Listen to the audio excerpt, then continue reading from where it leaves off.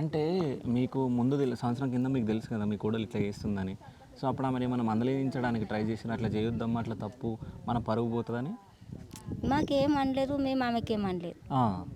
మంచిగానే చేస్తుంది, మంచిగానే ఉంటుంది. అక్కడిది మాకు తెలియదు కదా సార్, వాళ్ళకి ఇద్దరికి తెలుసు కానీ మాకు తెలియదు కదా. సంసారంకు ఏదో వాళ్ళిద్దరిది నడుస్తున్నట్లున్నది, వాళ్ళ మధ్యలో మనం ఎందుకు? వాళ్ళు చదువుకుంటేనే మంచిగా ఉంటుంది. మనం చెప్పేది మనం చెప్పాలి, మన కొడుకు కూడా మనమే చెప్పుకోవాలి. బిడ్డ లేక మనం కోడలి గుడి కూడా మనమే చెప్పుకోవాలి. కొడుకు చెప్తే కోడలు ఆమెనే వస్తుంది కదా అని ఇట్లా అనుకున్నాం. నా కొడుకు అనుకున్నాం మేము.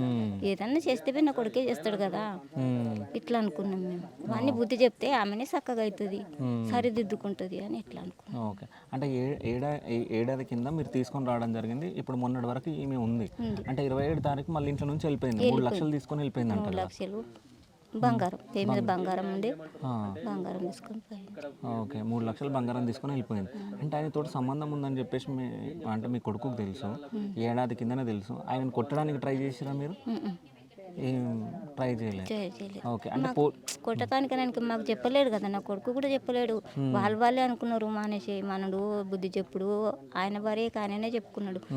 మన నలుగుట్ల పడొద్దు, ఇట్లా చేసుకుందాము, ఇట్లా ఉందాము, ఆయనకు వదిలేసేసుకుందాం అని ఇట్లా అనుకున్నారంట.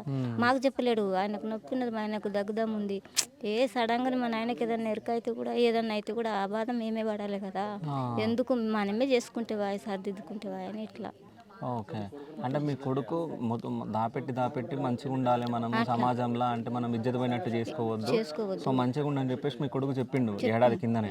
చెప్పుకున్నారు. ఓకే.